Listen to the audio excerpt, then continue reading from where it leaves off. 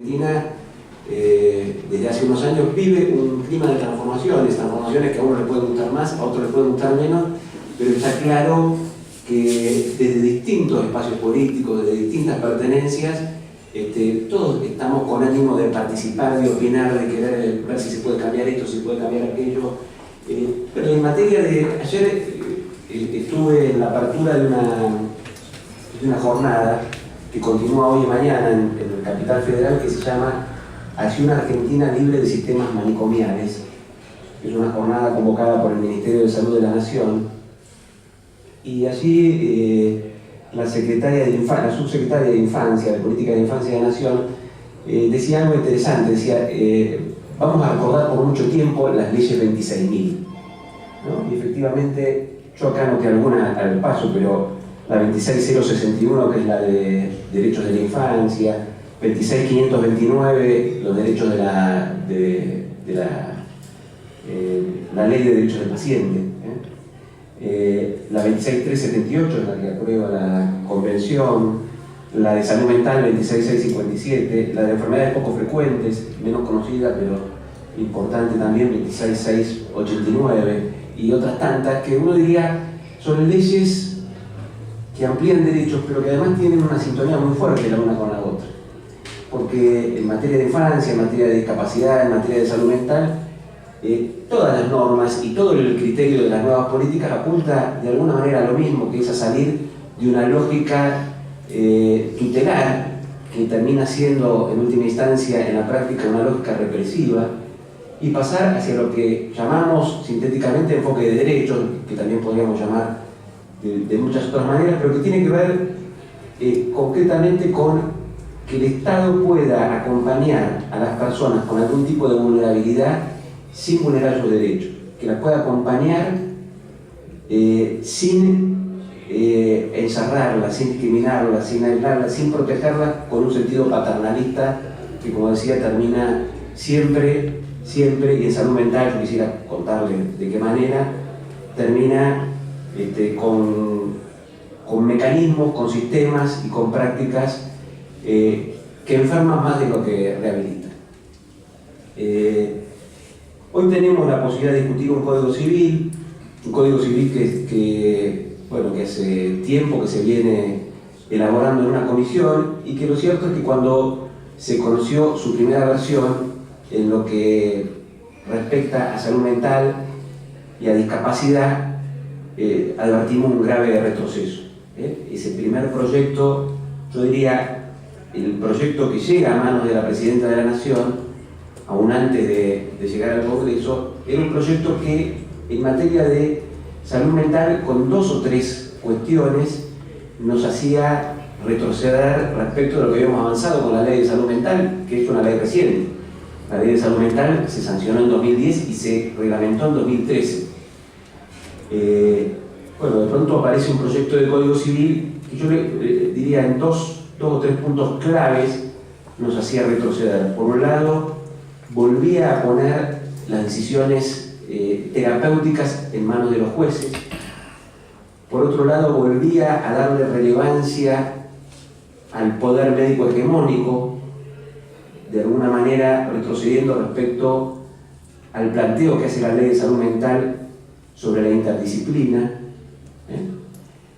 Centralmente yo creo que estas dos cuestiones, que son dos cuestiones puntuales, pero que son,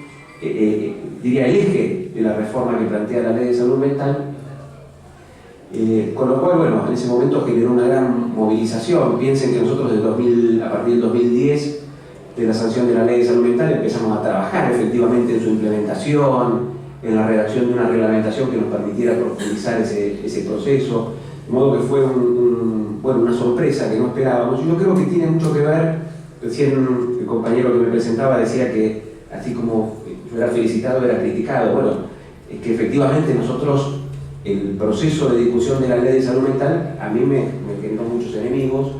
siempre del mismo sector, que es el sector de un sector, no todos, pero un sector de médicos que veían en la Ley de Salud Mental una amenaza a su función, yo diría a la exclusividad que podían mantener en el campo de la salud mental sobre ciertos cargos o sobre ciertas funciones. Y yo sospecho que ese primer proyecto de Código Civil también tenía que ver con eso, digamos, ¿no? Con que mientras nosotros dábamos la pelea en un escenario, un grupo de enemigos de la reforma había logrado, digamos, inmiscuirse en otros espacios y torcer el rumbo del proyecto del Código Civil. Sin embargo, hay que decir también que hubo una apertura en ese momento del Poder Ejecutivo y luego del Congreso para discutir el texto, y que efectivamente fuimos muchos los que acercamos propuestas por distintas vías formales y vías informales. Digo, las formales creo que todos las conocemos porque hubo una serie de audiencias que llevó adelante la Cámara de Diputados, la Comisión Bicameral, participamos de esas audiencias. Informales, bueno, el acceso que cada uno pueda tener con sus organizaciones, hablar con uno u otro diputado, con uno u otro actor político, y en ese proceso conseguimos mejoras sustanciales respecto de estos puntos que les acabo de decir. Pero quiero hacer una síntesis de lo que plantea la Ley de Salud Mental para después sí poder pensar qué necesitamos que todavía se pueda reformar de esta media sanción del Código Civil que está en la Cámara de Diputados. La Ley de Salud Mental, primero, decir que es una ley de orden público, no es una ley de adhesión, no es una ley que requiera que las provincias adhieran, a pesar de que, por ejemplo, el caso de la provincia de Buenos Aires hace poco, fines del año pasado, sacó una ley de adhesión a la Ley de Salud Mental, que yo creo que en tiempo récord, un artículo de esa ley fue declarado inconstitucional. No sé si conocen el fallo, pero la ley de provincia de Buenos Aires, no me acuerdo el número, por un lado adhiere a la Ley Nacional de Salud Mental y por otro lado establece un plazo para cumplirla, creo que de 36 meses, lo cual de alguna manera lo que hace es patear para adelante para la provincia de Buenos Aires el cumplimiento de una ley que ya estaba vigente. Por esta razón, en el marco de una causa llevada adelante por el defensor Julio Axat de La Plata, de provincia de Buenos Aires, un juez, que ahora no me acuerdo el nombre, pero yo me voy a acordar, creo que el juez Arias, provincia de Buenos Aires, declara inconstitucional no toda la ley, sino es el artículo que prorroga su cumplimiento. Pero digo, no es una ley que requiera adhesión, a pesar de que versa sobre un tema que es facultad no delegada de las provincias, que es la salud. Uno diría, bueno, ¿cómo es posible que si la salud es una facultad, digo, la política de salud, una facultad de cada provincia, haya una ley nacional del Congreso Nacional que pueda ser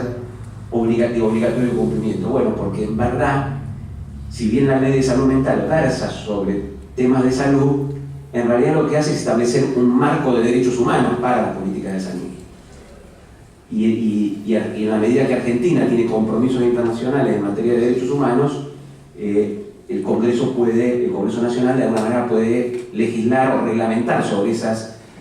convenciones y sobre esos compromisos internacionales. Y la Ley de Salud Mental es ni más ni menos que eso, hay que interpretarlo de esa manera, es un marco de derechos humanos para que cada provincia haga su política de salud mental, pero cumpliendo con ese marco.